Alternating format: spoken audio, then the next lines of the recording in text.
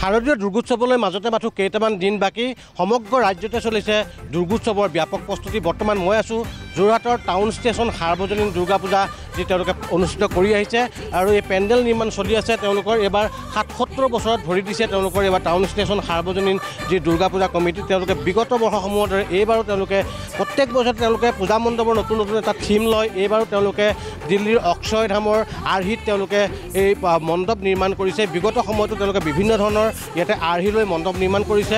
বতৰ যিহেতু বিগত কেইদিনমান ধৰি সেমেকা কিনকিনীয়া বৰষুণ পৰি আছে, পূজা কমিটিৰ বিষয়ববীয়াসমূহ চিন্তিত হৈছে যে পূজাৰ সময়ত বৰষুণ হ'ব নেকি, কি হ'ব, তাক লৈ তেওঁলোকৰ মাজত এক উৎকণ্ঠা হৈছে যে বতৰ ভাল হ'ব নে বেয়া হ'ব। পূজা সমিতিৰ বিষয়ববীয়া আছে, মই তেওঁলোকৰ লগত পাতিম। এটা গৌৰৱোজ্জ্বল আপোনালোকৰ দীঘলীয়া যাত্ৰা, ৭৭ বছৰ আপোনালোকে এইবাৰ ভৰি দিছে। এইবাৰ আপোনালোক কিহৰ আৰ্হিত মন্দিৰ থিম লৈছে মণ্ডপৰ, লগতে বতৰক লৈ চিন্তা? এইবাৰ আমাৰ মন্দিৰৰ থিমটো হৈছে দিল্লীৰ যিটো অক্ষয়ধাম মন্দিৰ আছে, সেই মন্দিৰৰ আৰ্হিত আমাৰ মন্দিৰটো নিৰ্মাণ কৰা হ'ব। আৰু বতৰটো দেখিছে যি অৱস্থা যে কোনো প্ৰেডিক্ট কৰিব পৰা নাই যে কাইলৈ কি হ'ব। গতিকে এনেধৰণৰ বতৰ হ'লে আচলতে আমিতো আশাহত হ'মেই। আমি ভাবোঁ যে ধৰ্মপ্ৰাণ ৰাইজ যিসকলে বৰ আশাৰে বাট চাই থাকে এইকেইটা দিনৰ কাৰণে যে পূজাত আমি ওলাম, আমি সেৱা কৰিম, আমি পূজাত আনন্দ ফূৰ্তি কৰিম। গতিকে এইখিনি আমি সদায় আশাবাদী। আগতো আমি দেখিছোঁ এনেকুৱা লাখ ভক্ত জড়িত হৈ থাকে, মা দুৰ্গাক আৰাধনা কৰে। নিশ্চয়কৈ এই সকলৰ যি বতৰ ভাল হ'ব বুলি সকলোৰে এটা আহ্বান থাকিব, যিটো নিশ্চয় থাকে আৰু এইটো হৈও যায়। আমি দেখিছোঁ যে কিন্তু একদম মূৰামূৰি সময়ত চাব যে বতৰটো ভাল হৈ যায়। গতিকে আমি আগৰ এইটো হিচাপত ক'ব পাৰোঁ যে বতৰ ভাল হ'ব। এনেই প্ৰকাশত কি কয় নাজানো, কিন্তু পূজাৰ কেইদিন বতৰ ভাল হ'ব বুলি আমি আশা কৰি আমি আগবাঢ়ি আছোঁ। আপোনালোকে প্ৰত্যেক বছৰে ইয়াতে বিভিন্ন ধৰণৰ থিম লয়, বাহিৰতো আপোনালোকে কিবা কিবি বহুত ডিছপ্লে কৰে বিভিন্ন ধৰণৰ আমি দেখিছোঁ বিগত সময়ছোৱাত, আৰু এইবাৰ চিত্ৰাংকনো পাতিছে। আৰু ডাঙৰ কথাটো যে আপোনালোকে কোনো ধৰণৰ ডনেশ্যন বাহিৰত বিচাৰি নাযায়, সকলোৱে মিলি কোনোবাই মণ্ডপ কোনোবাই প্ৰতিমা দিয়ে। এইবাৰ কেনেধৰণে সহযোগিতা পাইছে, কেনেধৰণে আগবাঢ়িছে? এইবছৰো আমি যোৱা বছৰৰ দৰেও এইবছৰ আমাৰ এটা নতুন থিম লৈছোঁ, নাৰী সবলীকৰণ বুলি আমি এটা থিম ৰাখিছোঁ, যিটো আমি আগত আমাৰ প্ৰদৰ্শন হ'ব। আৰু যোৱা বছৰৰ আমি আমাৰ প্লেটিনাম জুবলি সম্পূৰ্ণ কৰিছোঁ। এইবছৰৰ প্লেটিনাম জুবলি সম্পূৰ্ণ কৰা এটা আমাৰ যোৰহাট টাউন ষ্টেচন পূজা মণ্ডপ। এই মণ্ডপটো আমি এইদৰে আগৰ দৰে মানদণ্ডৰে আমি পূজা পাতিবলৈ বিচাৰিছোঁ। আৰু যে আপোনালোকে ধৰক নিজৰ মাজতে কৰে, মণ্ডপ কেইবাজন মিলিলে সহযোগিতা কৰিলে, প্ৰতিমা কোনোবা কেইবাজনে সহযোগিতা দিলে, ক'তো চান্দা বিচৰা ডনেশ্যন বিচৰা এইটো সংস্কৃতি আপোনালোকৰ নাই? আমি প্ৰতি বছৰৰ দৰেও এইবছৰো আমাৰ মণ্ডপ কোনোবাই ৫-৬জন মিলি মণ্ডপটো দান কৰিছে, কোনোবাই ২-১জন মিলি প্ৰতিমা দান কৰিছে, পূজাৰ আগভাগ কোনোবাই লৈছে। এনেকৈ প্ৰতি বছৰৰ দৰে এইবাৰো আমাৰ দীঘলীয়া যাত্ৰা তেনেকৈ আমি দীঘলীয়া যাত্ৰা তেনেকৈ কৰি আছোঁ।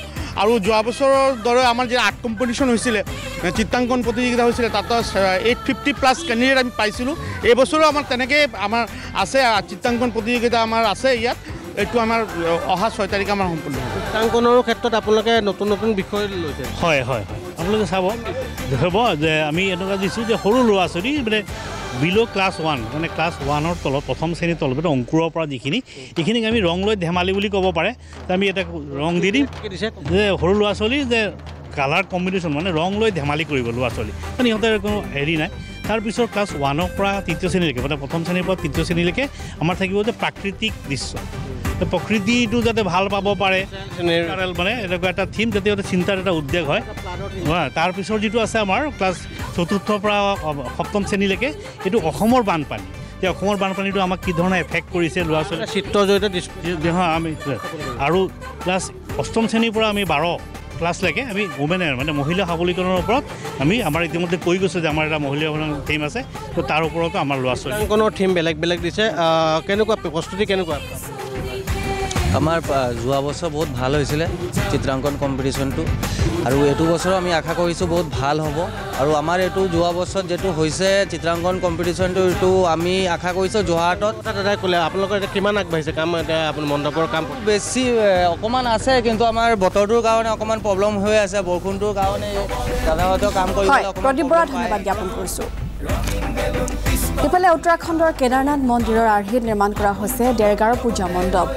দেৱগ্ৰাম ৰাজহুৱা দুৰ্গা পূজা সমিতিয়ে চমক দিবলৈ সাজু এতিয়া দৰ্শকসকলক। সমাগত দুৰ্গা পূজালৈ মাজত মাত্ৰ 2টামান দিন বাকী আছে।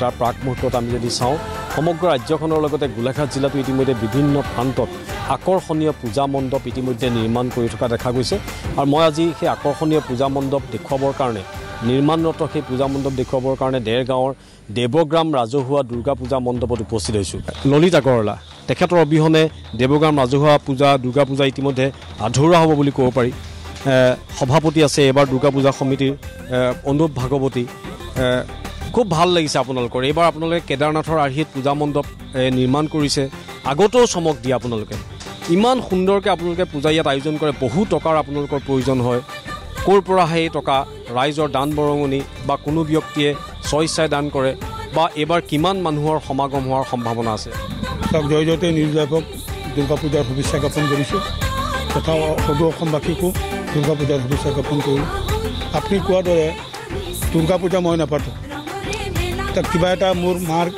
ইচ্ছা এটা আছে মায়ে কিবা এটা শক্তি দিছে প্ৰত্যেক বছৰে ভাবোঁ এইবছৰ নকৰোঁ এইবছৰ চবেই মোক কয় কি হ'ল আপুনিতো নকৰোঁ বুলি কৈছিলে কিন্তু কি হয় জানো ৰাতি মাতাই মোক পিছফালৰ পৰা গোৰ মাৰে আৰু মই তলত পৰি যাওঁ তেতিয়া মোক ঘৰৰ মানুহ সোধে মাইকী মানুহ বোলে কি হ'ল কেলৈ পৰিলে তেতিয়া মোৰ মনত ভাৱ এটা হয় যে মাতা ৰাণী মোৰ গাতে আহিছে আৰু মই আজি কৈছোঁ যে নকৰোঁ বুলি তাৰ ফল মই পাইছোঁ গতিকে মাৰ আশীৰ্বাদ আৰু গোটেই দেৰগাঁওবাসীৰ আশীৰ্বাদ এইবাৰ আমালোকৰ যিজন সম্পাদক শ্ৰী অনুপ ভাগৱতী ডাঙৰীয়া তেওঁৰ সম্পাদক তেওঁৰ উৎসাহ পাইছোঁ তেওঁৰ বহুত সহায় সহযোগ মই পাইছোঁ আৰু দেৰগাঁও ৰাইজেও যথেষ্ট সহায় কৰে নোহোৱা নহয় কিন্তু এইবাৰ ব্যতিক্ৰমী হ'ব কেলৈ প্ৰত্যেক বছৰে আমি চমক দেখাবলৈ সমৰ্থ হওঁ কিন্তু এবাৰ মাতা ৰাণী দুৰ্গাৰ এনেকুৱা কৃপা আছিল যে অসমৰ সন্তান শ্ৰী ৰাজ চৌধুৰী আৰু মুন্না ভাই তেওঁলোক অসমৰ সন্তান তেওঁলোকৰ কাৰিকৰী দিশত তেওঁলোকে কলিকতাৰ পৰা যিবিলাক মানুহ মেনেজ কৰি আনিছে সঁচাকৈ শলাগ ল'বলগীয়া মই কল্পনাই কৰা নাছিলোঁ যে তেওঁলোকে যি ধৰণে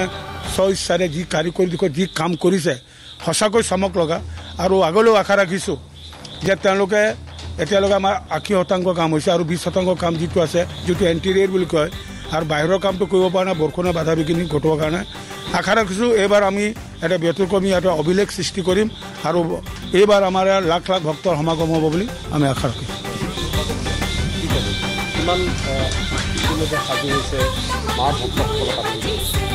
তো আমি আচলতে আমাৰ ফালৰ পৰাতো আমি ৰাইজৰ সহযোগৰ ওপৰতো নিৰ্ভৰ কৰে কিন্তু তথাপিও ইয়াত লাখ লাখ ভক্ত আহে প্ৰত্যেক বছৰে আজি যোৱা 7 বছৰে মানে এটা নতুন কিবা এটা থিম লৈ পেলাই মানে এইখন পূজাই চমক দিবলৈ বিচাৰে এইবাৰ কেদাৰনাথ তাতে মই ভাবোঁ যে কেদাৰনাথ নোযোৱা মানুহখিনি ইয়াত আহি পেলাই কেদাৰনাথক দৰ্শন কৰাৰ নিচিনা হ'ব আৰু এইটো হৈছে যে অথনি ললিতক সোধা গৈছিলে পইচাটো ক'ৰ পৰা অহা হৈছে তো আমাৰ প্ৰত্যেকজন মেম্বাৰে নিজৰ ফালৰ পৰা মানে দি গৈছে আৰু যি মানে একচুৱেলি শুভকাংক্ষী তেওঁলোকে 2 টকাকৈ নিদিয়া নহয় দি গৈছে তথাপিও কি হয়গৈ ক'ব নোৱাৰোঁ এতিয়াতো আমি ঘাটি বাজেটতে আছোঁ তথাপিও আমাৰ এটাই আশা অসম তথা গোটেই গোলাঘাট জিলাৰ যদি সকলো সমীৰণ দিগন্ত ধন্যবাদ জ্ঞাপন কৰিছোঁ